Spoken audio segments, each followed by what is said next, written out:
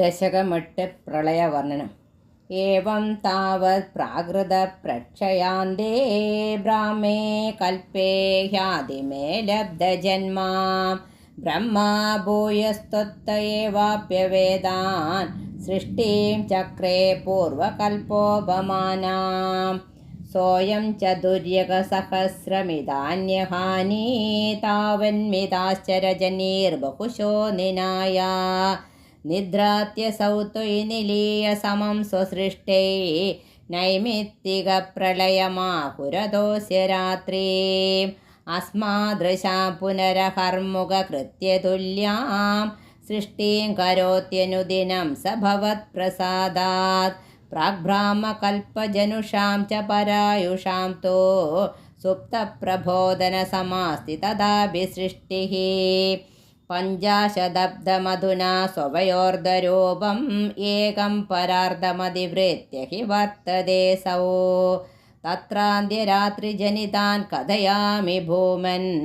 पश्चाद्दिनावतरणे च भवद्दिलासान् दिनावसानेदसरोजयोनिः सुषुप्तिकामस्त्वयि सन्निलिल्ये जगन्ति च त्वज्जठरं समीयुः तदेदमेकार्णवमासविश्वं तवैव वेशे फणिराजिशेषे जलैकशेषे भुवने स्मशेषे आनन्दसान्द्रानुभवस्वरूपः स्वयोगनिद्रा परिमुद्रितात्मा कालाख्यशक्तिं प्रलयावसाने प्रबोधयेत्यदिशदाखिलाधौ त्वया प्रसुप्तं परिसुप्तशक्ति प्रजेन तत्र किल जीवधाम्ना चतुर्युगाणां च सहस्रमेवं त्वयि प्रसुप्ते पुनरद्वितीये कालाख्यशक्ति प्रथमप्रबुद्धा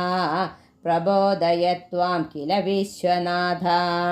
विबुध्य च त्वं जलगर्भशायिन् विलोक्य लोकान् अखिलान् प्रलीनान् तेष्वेव सूक्ष्मात्मतया निजान्तः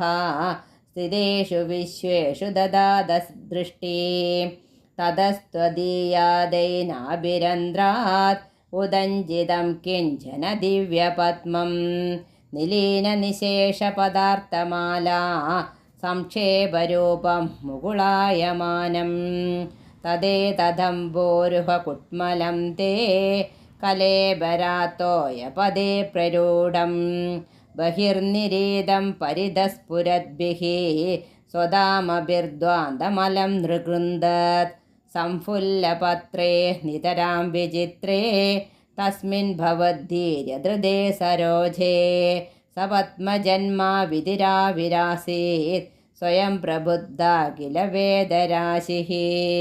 अस्मिन् परात्मन्ननुपात्मकल्पे त्वमित्तमुत्तापितपद्मयोनिः अनन्दभूमा मम रोगराशि निरुन्दिवादालयवासविष्णो अस्मिन् परात्मन्ननुपात्मकल्पे त्वमित्तमुत्तापितपद्मयोनिः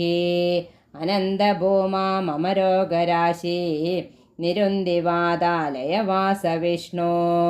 अस्मिन् परात्मन्ननुपात्मकल्पे त्वमित्तमुत्तापितपद्मयोनिः अनन्दभूमा मम रोगराशि